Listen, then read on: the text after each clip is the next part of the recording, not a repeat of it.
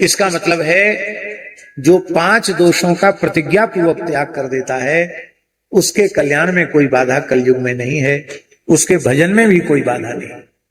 जो कभी जुआ नहीं खेलता, जो कभी शराब नहीं पीता, जो कभी परस्त्री गमन नहीं करता, जो मांस भक्षण नहीं करता और जो पाप की कमाई नहीं करता, वह व्यक्ति कलयुग के प्रभाव से मुक्त है और वो कलयुग में रहता हुआ भी सतयुग में जी रहा है। ये तो कितनी सरल बात है, 5 दोष त्यागना। हमारे पूज्य गुरुदेव पहाड़ी बाबा महाराज कहते थे, बहुत समय पहाड़ी बाबा महाराज का हिमालय में व्यतीत हुआ। मूल पुरुष जो पहाड़ी बाबा थे वो तो 70 वर्ष से ऊपर केदारनाथ के ऊपर हनुमान गुफा में रहे और 5 वर्ष से अधिक मानसरोवर कैलाश में वशिष्ठ गुफा में रहे। लगभग 80 वर्ष तक वो हिमालय में ही रहे, वहां से नीचे नहीं उतरे। आज से लगभग 150 वर्ष से भी अधिक हो गया होगा। 150 वर्ष का 214 वर्ष तो उनको जीवित समाधि लिए हो गए। 214 वर्ष तो प्रथम पुरुष पहाड़ी बाबा को जीवित समाधि लिए हो गए। अब की बार जो कार्तिक पूर्णिमा आएगी तो 215वां समाधि दिवस होगा। तो महाराज जी भी, पूज्य तृतीय पहाड़ी बाबा, पूज्य गुरुदेव पहाड़ी बाबा भी हिमालय में बहुत रहे। तो महाराज जी कहते थे हिमालय के प्रत्येक पर्वत श्रृंखला पर महान ऋषि और सिद्धों का निवास है और भजन के लिए उत्तराखंड की भूमि सबसे श्रेष्ठ है। महाराज जी कहते थे, कहते यहां केवल निश्चल भाव से कोई राह आवे, पाप न करे, अशुद्ध खान पान न करे तो यहां की धरती पर रहता हुआ सिद्ध हो जाएगा। पर एक बात और कहते थे, बोले बच्चा पहाड़ी लोग मर के ज्यादा से ज्यादा भूत प्रेत बनते हैं। बोले यहीं पैदा होते हैं, यहीं जीते हैं, गंगा जमुना के किनारे यहीं मर जाते, फिर प्रेत क्यों बनते हैं? तो महाराज जी कहते थे खान पान शुद्ध नहीं। क्या कहते थे? खान पान शुद्ध नहीं। बोले केवल अशुद्ध खान पान का पर्वतीय लोग त्याग कर दें, वैष्णवता को स्वीकार कर लें तो उनको कहीं जाने की आवश्यकता नहीं। ये ऋषि भूमि, देव भूमि उत्तराखंड है, यहीं से भगवत धाम चले जाए। कोई कहे कि हमारा ठंड है, यहां तो सब खाना पीना पड़ता है, तो तुम अनहोते रह रहे हो। यहाँ तमाम महात्मा सैकड़ों वर्षों से यहाँ तपस्या कर रहे हैं, वो कैसे रह रहे हैं? ये केवल हमारे मन की कमजोरी है। इसलिए इस स्थान की स्थापना में भी यही भाव है कि पर्वतीय क्षेत्र का खूब अधिक से अधिक हित हो। यहाँ के पर्वतीय क्षेत्र के विप्र बालकों का सुंदर वेद पाठशाला, गुरुकुल हो, पवित्र आचरण हो, गांव के गांव सब भगवत भक्त हो जाएं, वैष्णव हो जाएं, अशुद्ध खान पान से दूर हो जाएं और ऐसे लगे कि ये सब देवभूमि रहने वाले सब भगवान के पार्षद हैं। बस यही प्रार्थना गंगा जी से है। गंगा जी ऐसी कृपा करें। इसी के लिए यह पवित्र स्थल को गंगा जी ने प्रदान किया है। बोलो भक्तवत्सल भगवान की जय। तो पुनः कथा हुई और उस कथा में, हाँ, तो रमण रीति वाले महाराज जी ने कहा यहाँ सबको श्रवण करना है और मनन करना है। पागुर कहा उन्होंने, है 5 स्थान, द्यूतम पानम स्त्रिय सूना यत्रा धर्मश्चतुर्विधा।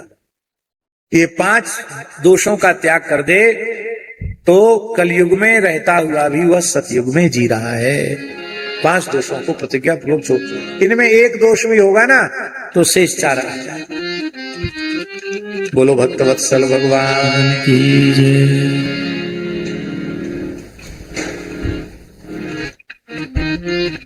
कथा के महात्म्य का वर्णन हुआ। हाँ, तो भगवान की कृपा से जो है राजर्षि परीक्षित ने कलयुग का निग्रह किया, कलयुग पर शासन किया, कलयुग को 5 स्थान रहने के लिए दे दिए। एक बार जरासंध का मुकुट उनके सिर पर मंत्रियों के आग्रह से उन्होंने धारण कर लिया। पाप की कमाई सिर पर आई तो कलयुग को प्रवेश करने का अवसर मिल गया और शिकार खेलने महाराज जंगल में गए। शिकार मिला नहीं।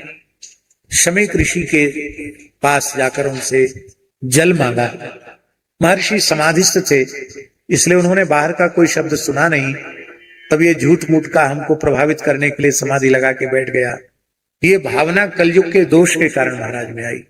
एक मृत सर्प उनके गले में लपेटा चले आए, और जब उनके छोटे बालक श्रृंगी को ये पता चला तो उसने कौशिकी नदी का जल हाथ में लेकर के श्राप दिया, जिस दुष्ट राजा ने अपनी मर्यादा का अतिक्रमण किया, मेरे पूज्य पिता के गले में सर्प डाला है, 7वें दिन तक्षक उसको डसेगा, उसकी मृत्यु हो जाएगी।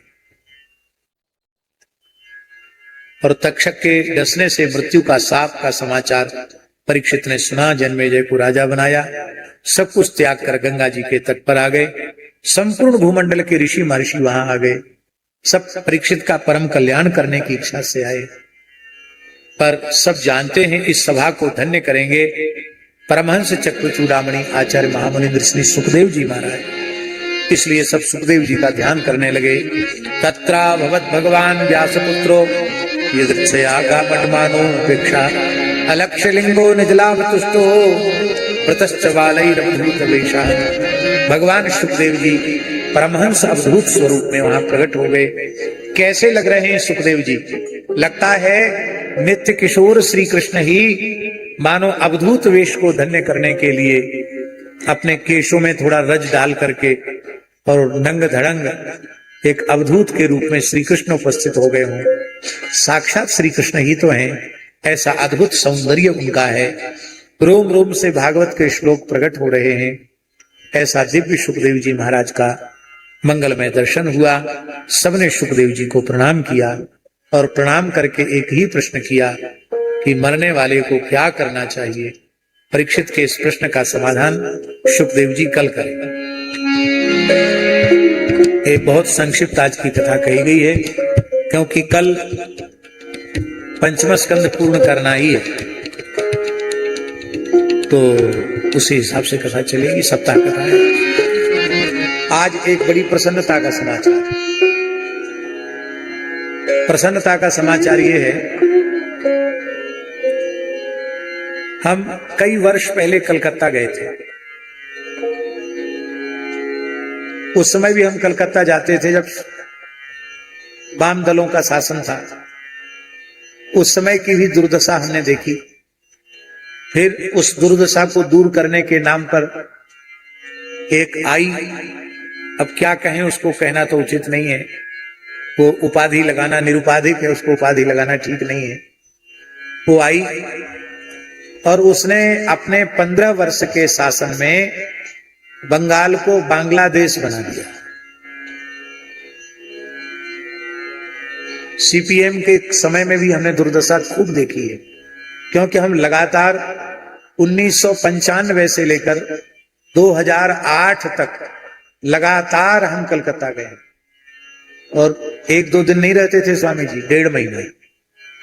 क्योंकि पूज्य गुरुदेव पहाड़ी बाबा का सेवकाना बंगालियों में, कुछ मारवाड़ी कुछ बंगाली, तो उनमें जाना होता था। हर साल जाने का नियम था। गुरु पूर्णिमा वहीं करते थे। किसी के भी मकान को कब्जा कर लेना, किसी का भी कुछ भी ले लेना, न किसी का धन सुरक्षित, न किसी का घर सुरक्षित, न किसी की बहू बेटी सुरक्षित। ये सीपीएम के समय में भयंकर आतंक था, आपको अनुभव में होगा। और उससे आगे बढ़ गई ये 15 साल शासन करने वाली तृणमूल। इतनी विकट परिस्थिति थी। गोविंद भवन में कार्यक्रम था, आप थे कि नहीं थे पता नहीं। उसी समय कोई बकरीद जैसा कोई त्योहार आया, मंदिरों के सामने वेद लक्षणा भारतीय देसी गाय घसीट घसीट कर ले जाई जा रही थी। हम तो बाहर निकले नहीं, पर हमने दुखी होकर जरूर कहा कि क्या यहाँ के हिंदुओं में कोई शक्ति नहीं है? बोले महाराज कुछ लोग हल्ला गुल्ला मचाते हैं, जो हल्ला गुल्ला मचाने वाले उनको पहले से चिन्हित किया जाता है, और मुसलमानों का त्योहार आने के पहले उनको भीतर बंद कर दिया जाता है, बाद में उनको छोड़ा जाता है। शरेआम कलकत्ते में गोमांस बिकता है, गो हत्या होती है, और पूरे बंगाल में। और धन्यवाद देंगे बंगाल के सनातनी हिंदुओं को, उनका हम अभिनंदन वंदन करते हैं कि इस बार उन्होंने साहस बटोर करके सनातन के नाम पर मतदान किया और एक उस अपवित्र राक्षसी आसुरी शासन को उखाड़ फेंका। हमारे मन में कुछ भाव हैं अचिंत जी कि हमारे पूज्य गुरुदेव भक्तमाली जी ने अपने जीवन में जहां जहां कुछ विशेष वे विराजे हैं, जहां उनके जीवन चरित्र का विशेष संबंध रहा, वहां कुछ न कुछ उनकी स्मृति में होना चाहिए। तो भगवत कृपा से सब जगह हो चुका है लगभग। नैमिषारण्य में भी जहां कुर्सी गांव गोदावरी गोमती जी का तट, वहां एक भूखंड लिया गया है।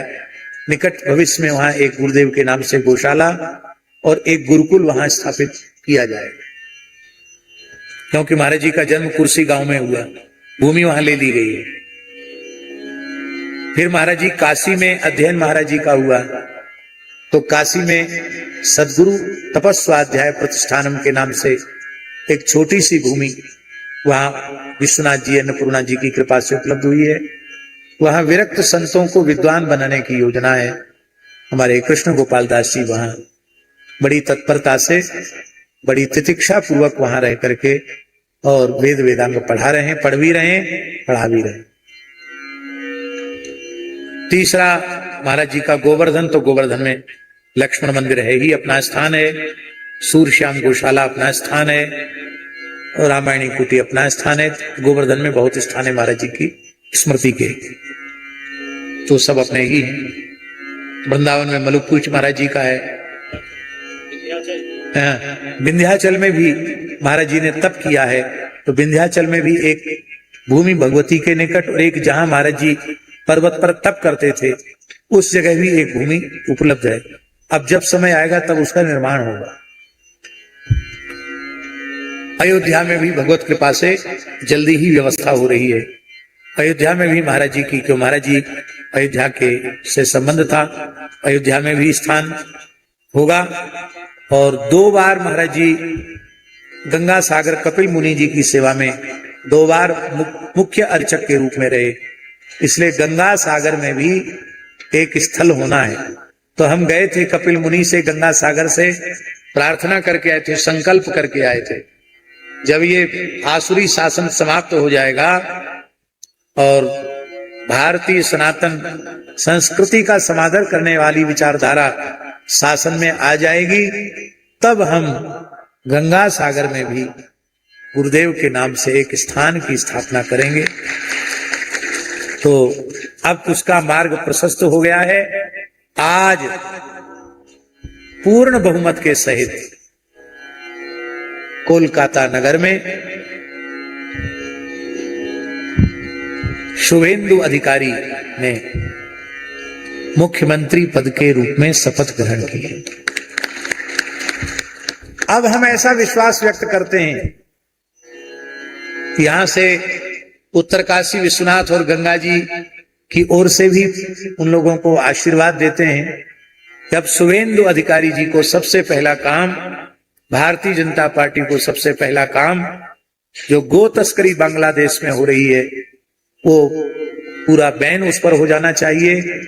और जैसे उत्तर प्रदेश में गोवध पर पूर्ण प्रतिबंध है, मध्य प्रदेश में, राजस्थान में, भाजपा शासित कई प्रदेशों में गो हत्या पर पूर्ण प्रतिबंध है, ऐसे ही अविलंब बंगाल में भी गो हत्या पर पूर्ण प्रतिबंध होना चाहिए। इस पूरे आसुरी शासन को मिटाकर सुशासन की स्थापना में बहुत लोगों ने अपना समर्पण किया है।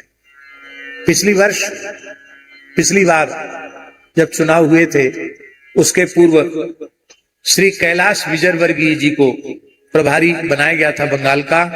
उन्होंने भी खूब श्रम किया वहां, कैलाश विजयवर्गीय जी ने, जो इस समय मध्य प्रदेश शासन में कैबिनेट मंत्री हैं। उन्होंने बहुत श्रम किया था और उनके श्रम का ही ये प्रभाव था कि 77 सीट बीजेपी की आई। और हम समझते हैं जैसे निष्पक्षता पूर्वक, अनुशासन पूर्वक इस समय चुनाव हुआ, उस समय होता तो हम समझते उसी समय उखड़ जाता शासन। लेकिन धन्यवाद का पात्र है चुनाव आयोग, जिसने एक नहीं मानी। न्यायालय ने भी चुनाव आयोग के अधिकार का पूर्ण समर्थन किया।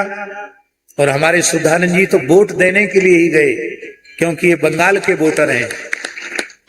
खूब कष्ट सह करके वहां तक गए और वोट दे करके अपना मत दे करके तब आए। कुछ ऐसी विचारधारा के लोग भी इस समय आ गए हैं दुर्भाग्य से, जो अच्छे शासन को मिटाने के प्रयास में लगे हैं। ऐसे लोगों से सावधान हम लोगों को रहना चाहिए। कई बार गोरक्षा का नाम लेकर भी सुशासन को मिटाना चाहते हैं। ऐसे लोग भी समाज में काम कर रहे हैं।